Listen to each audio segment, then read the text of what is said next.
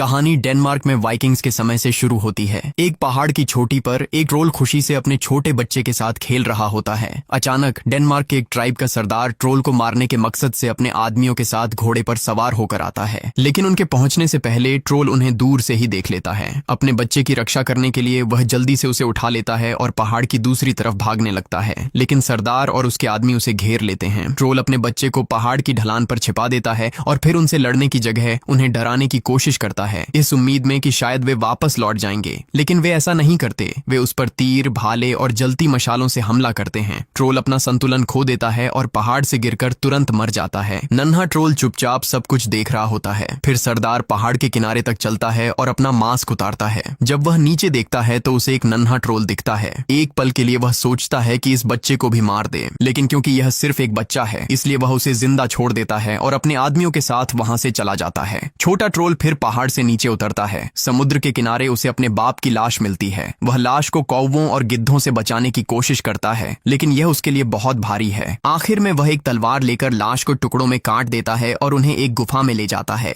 वहां वह उन टुकड़ों को छिपा देता है और बिल्कुल अकेला गुफा में रहने लगता है। कई साल बीत जाते हैं और ट्रोल बड़ा हो जाता है, लेकिन हर रोज जब वह अपने बाप का कटा हुआ सर देखता है तो दुख में रोता है और उसे याद करता है। इस बीच डेनमार्क के वाइकिंग ट्राइब में एक पुजारी नए बार के खोलने के लिए धार्मिक रस्म करता है। वह सरदार को बताता है कि बार अब पूरी तरह तैयार है। दूसरी तरफ ट्रोल, जो इन सालों से अपने बाप का बदला लेने का इंतजार कर रहा था, आखिरकार अपनी गुफा से बाहर निकलता है। उस शाम जब कुछ वाइकिंग योद्धा बार के अंदर जश्न मना रहे होते हैं, ट्रोल वहां पहुंच जाता है। वह बाहर गार्ड पर हमला करता है, उसका सर कुचल देता है और फिर बार के अंदर घुस जाता है। अंदर जाकर वह सभी वाइकिंग्स को बेरहमी से मार डालता है। अगली सुबह सरदार अपने आदमियों के साथ बार में आता है। ये मंजर उसे हिलाकर रख देता है।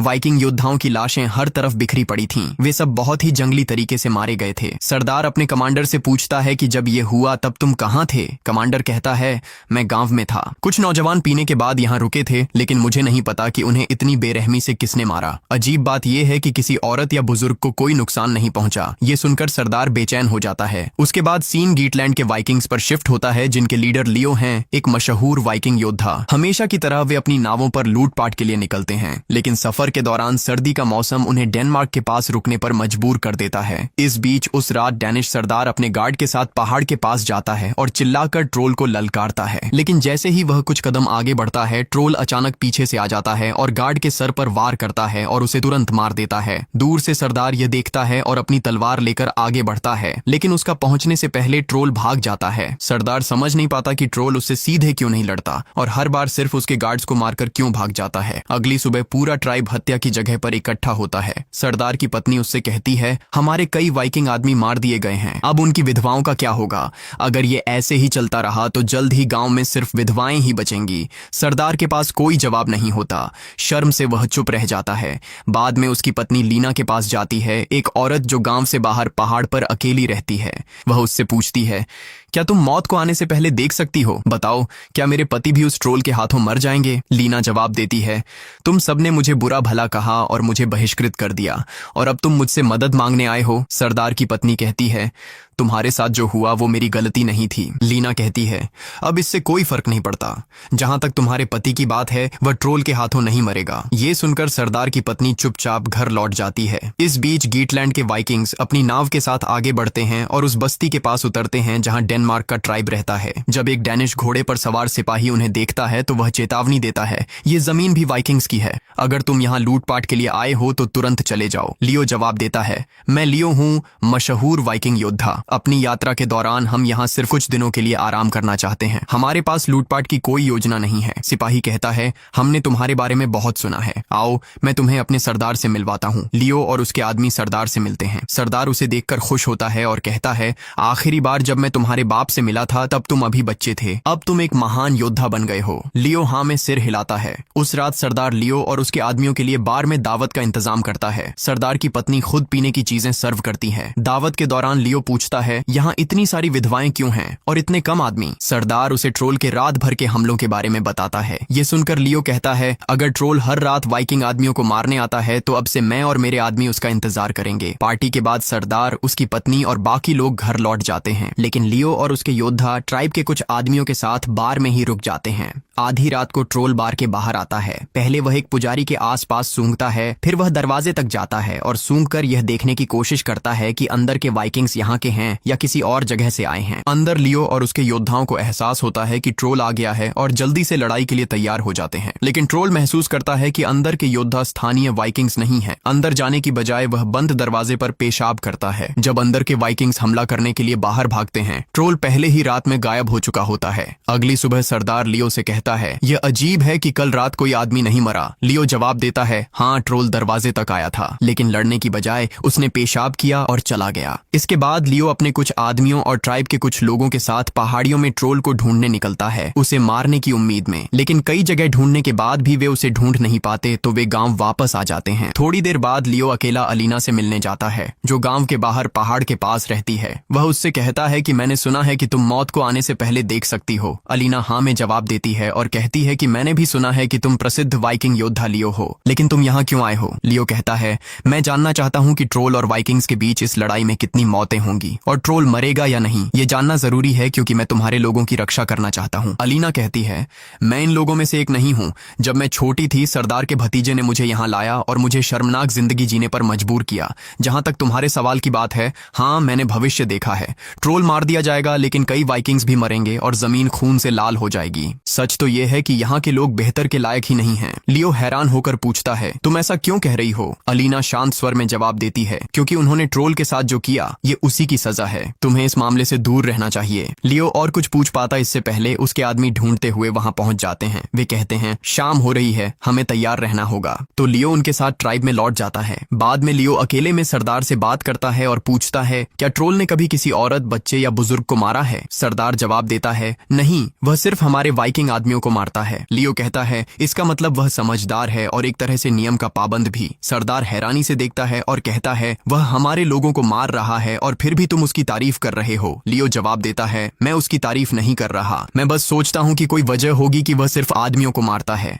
अब तक उसने हम पर या तुम्हारे बाकी गांव वालों पर सीधा हमला नहीं किया है। सरदार फिर कहता है, 20 साल पहले एक ट्रोल मारा गया था, उसके बाद कोई नहीं दिखा। मुझे नहीं पता ये कहां से आया है। अगर तुम ट्रोल से डर रहे हो तो मत लड़ो। उस शाम लियो और उसके योद्धा एक बार फिर बार के अंदर ट्रोल का इंतजार करते हैं। जब वे उसके आने की आवाज सुनते हैं तो तलवारें तैयार करके बाहर भागते हैं, लेकिन एक बार फिर ट्रोल कहीं नहीं दिखता। निराश होकर वे बार की तरफ वापस मुड़ते हैं। उस वक्त ट्रोल चुपचाप चट्टान के पीछे से निकलकर अपनी पुरानी छिपने की जगह की ओर लौट जाता है। अगले दिन लियो फिर से लीना के पास पहुंचता है। उसकी आंखों में जवाबों की बेचैनी थी। वह जानना चाहता था कि ट्रोल को हराया कैसे जा सकता है। लीना ने उसकी बात सुनी, लेकिन उत्तर देने के बजाय बस इतना कहा कि शायद अब लौट जाने का वक्त आ गया है। लियो जवाब देता है, जाने से पहले मुझे जानना होगा कि लोग इस ट्रोल से कैसे आजाद हो सकते हैं। फिर लीना उसे अपनी झोपड़ी में ले जाती है और जवाब ढूंढने की कोशिश में अपनी भविष्यवाणी की हड्डियां फेंकती है। उस वक्त लियो बाहर ट्रोल की आवाज सुनता है। वह बाहर भागता है, लेकिन ट्रोल उसे देखते ही जंगल की ओर दौड़ पड़ता है। लियो तुरंत अपने घोड़े पर सवार होकर उसका पीछा करता है। पहाड़ों की पगडंडियों पर दौड़ शुरू होती है, मगर ट्रोल उनसे पहले ही ऊपर चढ़ जाता है। कुछ देर बाद लीना भी वहां पहुंचती है, सांसें थामे हुए। लियो ऊंचाई की ओर देखकर पुकारता है, अगर हिम्मत है तो मेरे सामने आओ, तुम भाग क्यों रहे हो? ट्रोल अपनी ही भाषा में जवाब देता है। लीना समझ जाती है और लियो को बताती है,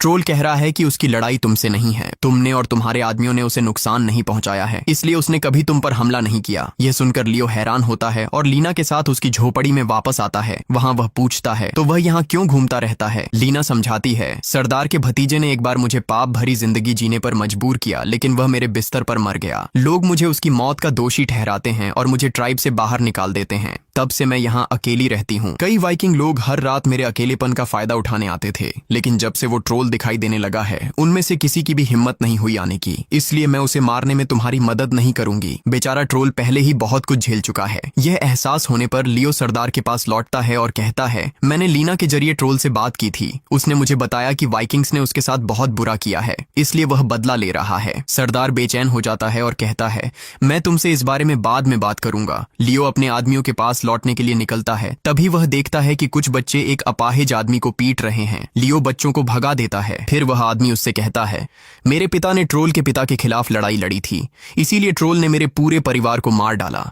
मुझे पता है कि ट्रोल कहाँ रहता है। तुम और तुम्हारे योद्धा वहां जाकर उसे मार सकते हो। यह सुनकर लियो और उसके योद्धा नाव से उस पहाड़ की ओर चल पड़ते हैं जहां ट्रोल की गुफा है। वाइकिंग आदमी उन्हें रास्ते पर ले जाता है। वे किनारे पहुंचते हैं और पहाड़ पर तब तक चढ़ते हैं जब तक उन्हें गुफा का एकमात्र प्रवेश द्वार नहीं मिल जाता। एक वाइकिंग नीचे उतरने की कोशिश करता है, लेकिन उसका पैर फिसल जाता है। बाकी लोग उसे जल्दी से ऊपर खींच लेते हैं। उसके बाद कोई भी अंदर जाने की हिम्मत नहीं करता। इसके बजाय वे गुफा के प्रवेश द्वार के पास पेशाब करते हैं और अपनी नाव की ओर वापस चल पड़ते हैं। लेकिन अचानक पानी के नीचे छिपा एक ट्रोल उस वाइकिंग पर झपट पड़ता है जिसने उसकी गुफा के पास पेशाब किया था और उसे मारने की कोशिश करता है। लेकिन उसके साथी तुरंत हमला करते हैं और ट्रोल को वापस पानी के नीचे धकेल दिया जाता है। वाइकिंग की जान बच जाती है। इसके बाद समूह बार में वापस आता है और पूरी रात ट्रोल का इंतजार करता है, लेकिन इस बार ट्रोल अंदर आने की हिम्मत नहीं करता। अगली सुबह जब लियो बाहर निकलता है तो उसे पता चलता है कि ट्रोल ने उस लंगड़े आदमी को मार डाला है जो उन्हें गुफा तक ले गया था। स्तब्ध होकर लियो और वाइकिंग्स गुफा में लौटने का फैसला करते हैं, लेकिन इस बार वे गुफा के प्रवेश द्वार तक पहुंचने के लिए रस्सी का इस्तेमाल करते हैं। जब वे अंदर जाते हैं उन्हें अजीब चीजें बिखरी हुई मिलती हैं। एक वाइकिंग ने ट्रोल के पिता की खोपड़ी तोड़ दी और उस पर पेशाब कर दिया। उस समय ट्रोल वहां नहीं होता,